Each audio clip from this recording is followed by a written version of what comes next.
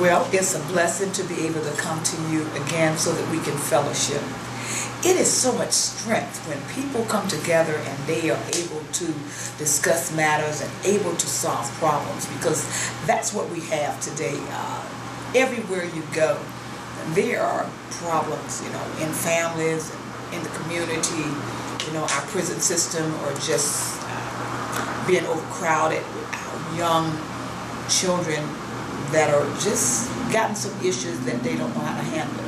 And I am just so happy to be able to talk to you a little bit today about our proposal for the Governess Center and what we believe that should take place. Now, what I want to do is talk about first and foremost is when Joseph was going through with his family. We know that Joseph had issues, family issues, and I'm such a passionate person when it comes to families, because personally I feel so connected to Joseph, because my family foundation has never to me been solid.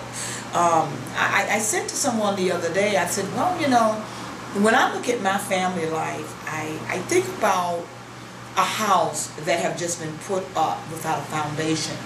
And whenever you are dealing with, if we look in the natural, if you were about to set a house up and it was just so well framed and it was so well built, but you were putting it up without a foundation, it would only be something that would satisfy you for short term, because the moment that a wind blew or a storm came that was overwhelming, it would just blow the house down. And that's how we are in life. We've gotten ourselves set up in relationships, and some of us have had children, and some of us have been married, and some of us are in the ministry, and just different things in our lives, but we never really secured our foundation.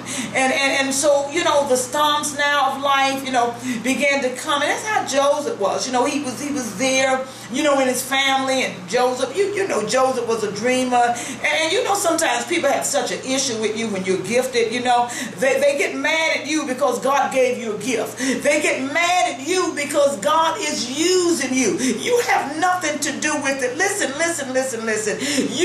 If people would just understand that the color of your skin has nothing to do with you. If people would just understand that your nationality really has nothing to do with you. If people would understand that even your teeth frame and your smile and your eyes and the way that you are, see, that's your house, that's your structure. It has nothing to do with you, and there's no need that we may continue to fight each other about what God has made. I don't understand when we are going to come to a place and we're going to understand that, my God, that all of us are created by God, and the only valuable thing here is that which God has put in us. Oh my God, it doesn't really matter whether I'm a Christian, whether I'm a Muslim, whether I'm Jewish, or whether I'm Buddhist. What the difference does it make? Because that stuff is just a name. It has nothing to do with your creation.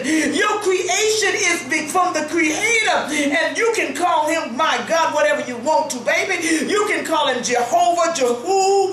You can call him Boo-hoo or Gushu. It does not matter, because one thing, he is greater than that. And he's not going to be offended because you and I are not educated enough to know his name, huh? You see, that he doesn't get caught up on that kind of stuff, because he recognizes that by himself he's a bad boy. And so it does not matter what we title him. He is going to love us regardless. But I am trying to produce to you the Governess Center that wants to bring topics every week.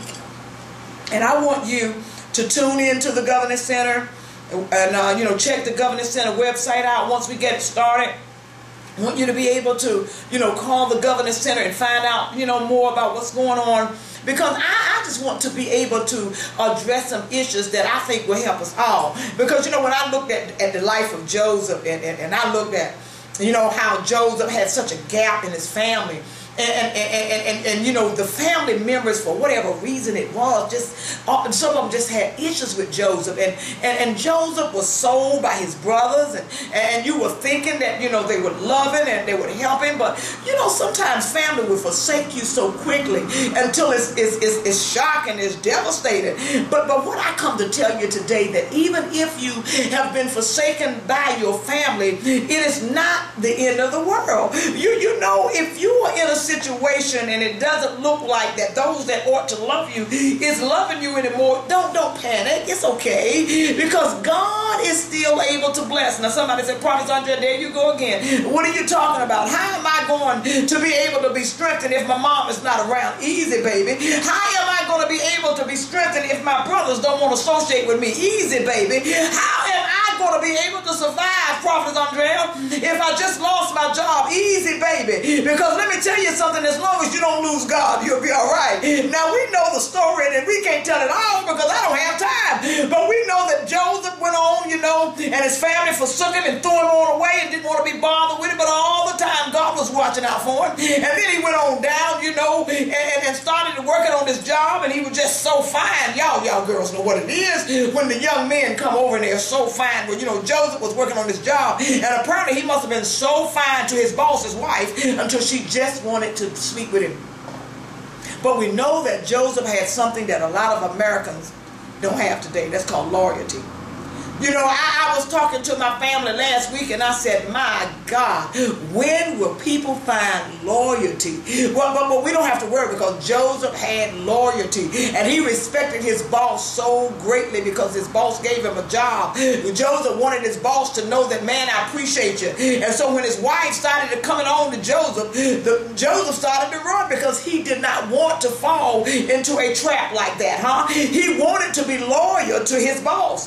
But sometimes, even in our desire and our attempt to be loyal, it appears to get us in trouble. But Joseph went on to prison, and this is what the Governess Center was named after, the model of Joseph, a young man who went to prison but did not forget God, who went to prison and didn't stop trusting God, who went to prison without understanding but yet believed that God was able to see him through, who went to prison and still was gifted, huh? And I guess Joseph took this kind of concept and said, you can lock me up, but you can't lock up my gift. Oh my God, hallelujah. Oh my God, I guess Joseph said, you can lock me up and take me away, but you can't take away my favor with God. And isn't it something when you recognize that you just got favor, no matter what situation you're in, favor will find you. My God, if you're in the cell block and you got favor, favor will find you. If you're in the cell block and you are gifted, your gifts will begin to make room for you, and God is going to work through the circumstance and the situation if you keep the right attitude. And so when I began to develop the mission statement for the Governess Center, one thing I said is that even in Joseph's incarceration, he kept the right attitude. Now we know when Paul, I believe it was, and Simon was in prison, and they kept the right attitude. And somebody said, well, what in the world is the right attitude, Prophetess? If I'm locked up in a cell block and the jail is locked down and my folks ain't sending me no canteen money and I can't even call home, what kind of attitude should I keep? Well, let me tell you, my brothers and sisters, what you should do is do just like Paul did. The Bible said they kept on praising God. Oh my God, I'll tell you something. I went through something with my family where I had to take a stand, and I did something that some of my kids didn't necessarily agree with. Well, they're not kids anymore, but they're over 18. But they really didn't agree with it. And so we began to